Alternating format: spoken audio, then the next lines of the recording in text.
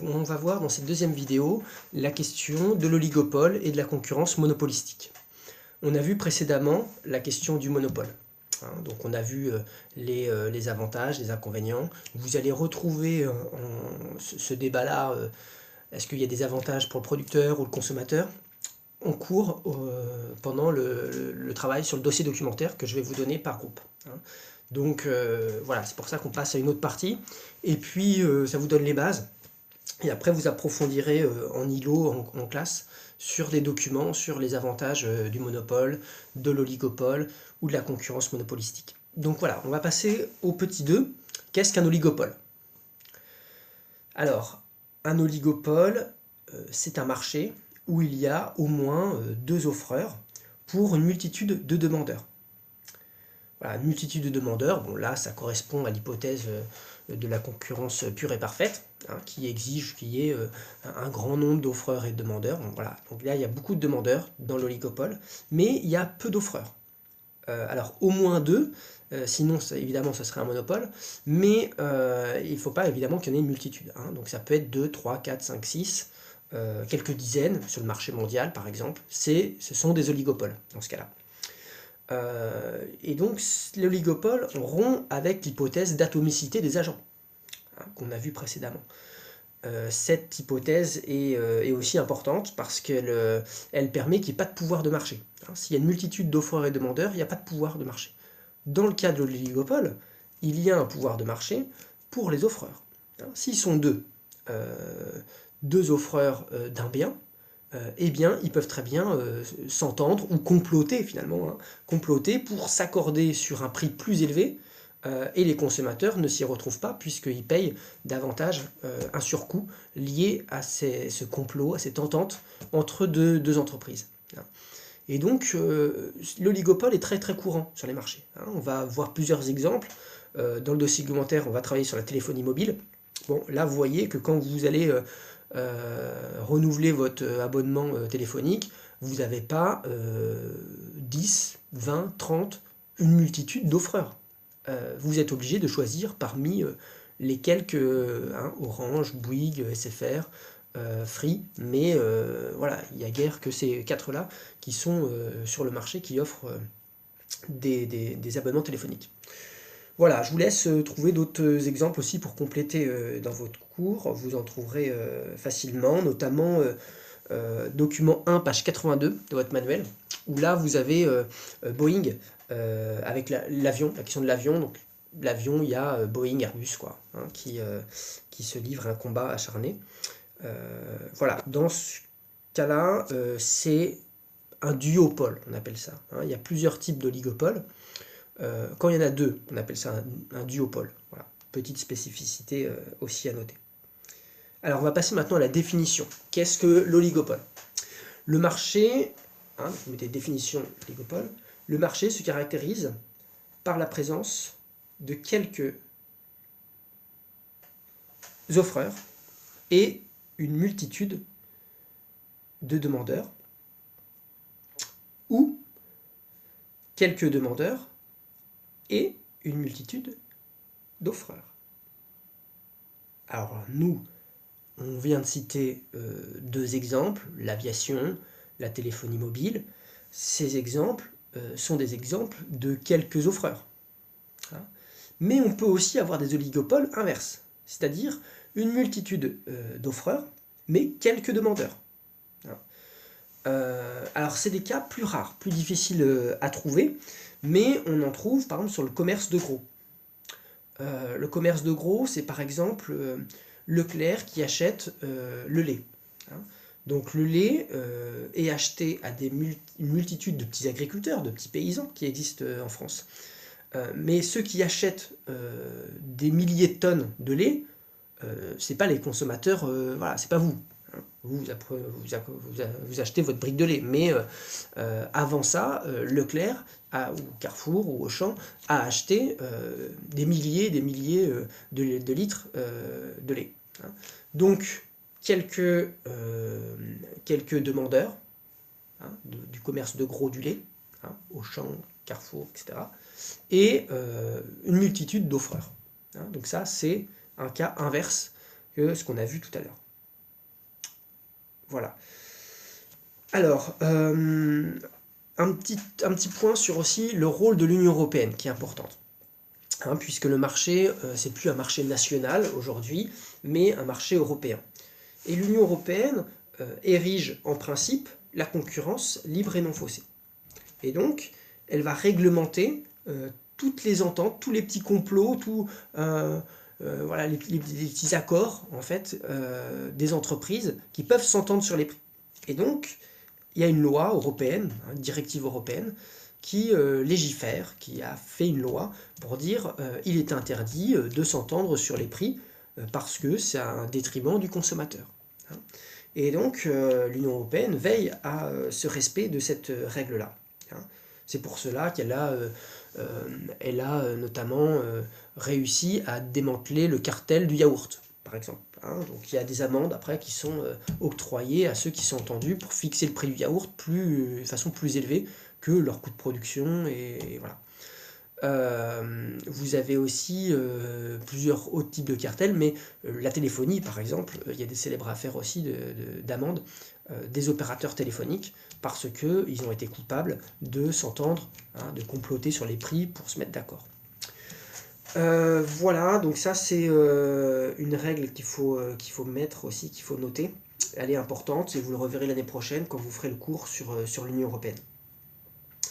Voilà, l'Union européenne fait aussi, comme les États-Unis, attention aux fusions. Quand une entreprise rachète une autre, eh bien, elle a aussi son mot à dire pour éviter qu'il y ait une trop forte concentration sur les marchés. Donc, voilà, deux choses de l'Union européenne. On a dit la question des oligopoles, où elle protège les consommateurs pour éviter les ententes. Et puis, deuxième chose, ce que je viens de dire, la question des fusions, des fusions-acquisitions, de rachat des entreprises. Elle veille à ne pas créer de monopole ou d'oligopole trop concentré. Donc là, il y a l'exemple célèbre aux États-Unis de Microsoft qui voulait racheter d'autres entreprises et qui aurait abouti à ce qu'il n'y ait plus un marché de concurrence, mais plutôt un oligopole avec un fort pouvoir de marché de Microsoft. Voilà. Donc ça, c'était le point sur les oligopoles.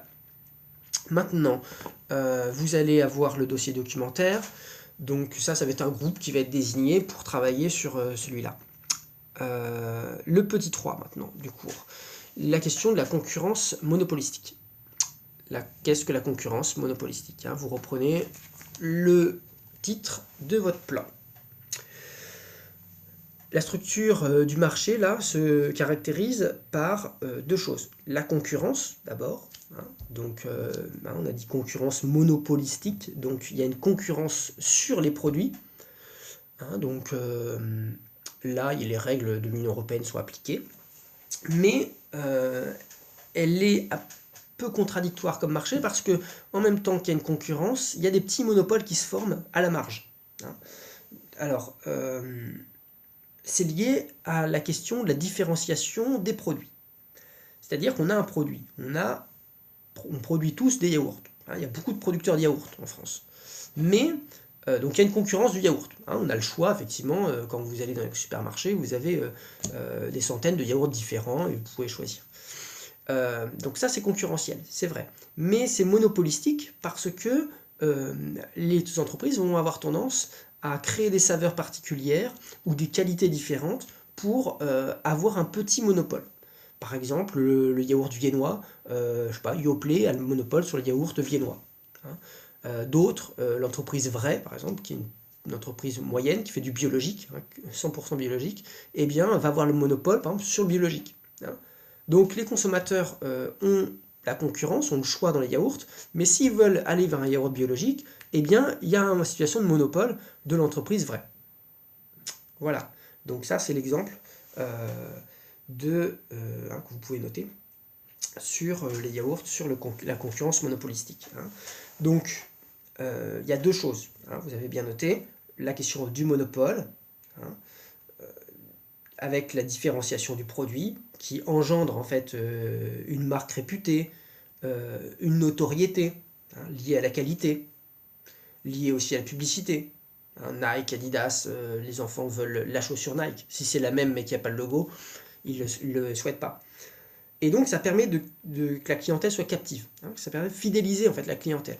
Et que l'enfant voilà, ne veut que Nike. Hein, parce que c'est symbole de prestige, parce qu'il y a eu de la publicité qui est bien rentrée dans sa tête, qui instigue l'idée que Nike c'est de la qualité, ou parce que Michael Jordan au basket les a portés, ou parce que Lionel Messi les a portés au football. Bon voilà, hein, il y a cette clientèle qui est captive.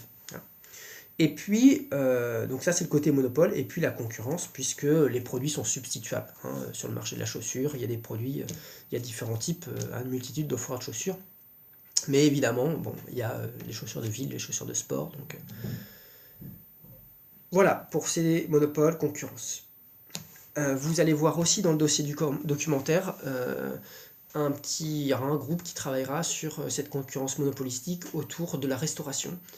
Et donc on verra aussi qu'il y a une forte concurrence, mais que les entreprises essaient de se différencier, les restaurants essayent de différencier leur menu, leur qualité, etc. Voilà, alors pour finir avec ce cours, je voulais vous parler d'un livre intéressant, voilà, parce qu'il retrace un petit peu ce que vous voyez en économie en première. Donc c'est celui-là, c'est l'anti-manuel d'économie de Bernard Maris. Et Bernard Maris, c'est un économiste célèbre parce qu'il vulgarise beaucoup. C'est-à-dire que il est très, il n'a pas un langage compliqué. Voilà, il a un langage assez simple. Et puis il fait beaucoup de notes d'humour, donc c'est très facile à lire. Un de ses ouvrages, par exemple, c'est Lettres ouvertes aux gourous de l'économie qui nous prennent pour des imbéciles. Voilà, ou un autre livre, Adieu que la guerre économique est jolie. Vous voyez, donc c'est des titres sympas, mais qui, voilà, parce qu'il a beaucoup de critiques vis-à-vis des économistes qui pensent qu'ils vont pouvoir deviner l'avenir facilement. Alors je vous cite deux petites citations qu'il met dans son chapitre sur la concurrence, puisqu'on est dedans là. Cette guerre perpétuelle qui a pour nom concurrence. Voilà, donc ça il cite Karl Marx qui dit que la concurrence c'est la guerre perpétuelle. Donc c'est aussi intéressant. Et puis il cite François Mitterrand, l'ancien président. Hein.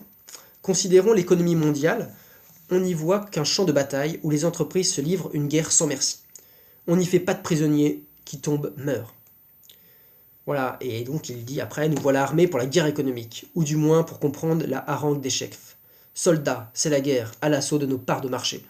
Avant de partir à l'assaut, essayez de comprendre ces évidences que sont la concurrence, la loi du marché, la mondialisation, la loi de la jungle, la nécessité de s'ouvrir au monde.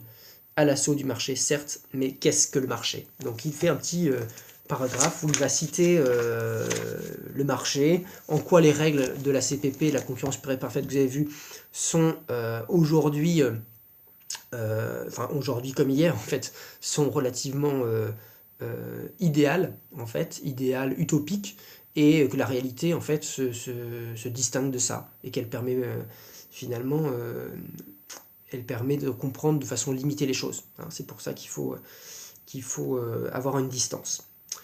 Et donc voilà, vers la fin du chapitre, je vous cite juste ça, c'est ouf, mais cette résistance, en attendant, a rempli les camps du goulag. La concurrence parfaite, elle bidonvilise les pays et détruit la planète. Cela semble plus soft, mais à quoi bon cet anti-manuel étudier le mythe de la concurrence? Voilà, certainement pas, justement, car le mythe de la concurrence parfaite va nous ouvrir les yeux sur la doxa économique. Hein, et donc justement, son but de livre, c'est de détricoter un petit peu la construction économique que font les économistes libéraux. Voilà. Donc ça, c'est un anti-manuel d'économie, 17 € aux éditions Bréal. Et voilà, c'est très intéressant. Et c'est un journaliste, un économiste qui est, hélas, voilà, décédé au cours des attentats de Charlie Hebdo il y a 2 ans, puisqu'il était chroniqueur à Charlie Hebdo au journal, et au cours de cet attentat terroriste, eh bien, il a succombé, mais c'était un économiste français très intéressant et très facile à lire pour des lycéens. Voilà, donc je le vous recommande.